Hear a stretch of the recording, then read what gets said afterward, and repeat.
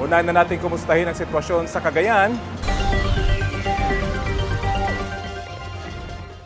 Connie, Rafi, sa mga oras na ito ay patuloy na nakakaranas ng pabugso-bugsong pag-ulan dito sa bayan ng Lalo sa lalawigan ng Cagayan. Dulot nga po yan ng bagyong Krising. Pero Connie, doon sa mga nadaanan natin na ilang pang mga bayan patungo dito sa lugar ay malakas ang buhos ng ulan.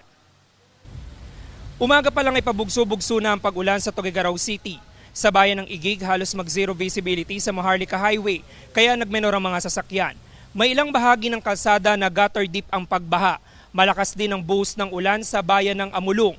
Ganyan din ang sitwasyon sa isang bahagi ng bayan ng Gataran, kaya iilan na lang makikitang motorista sa daan.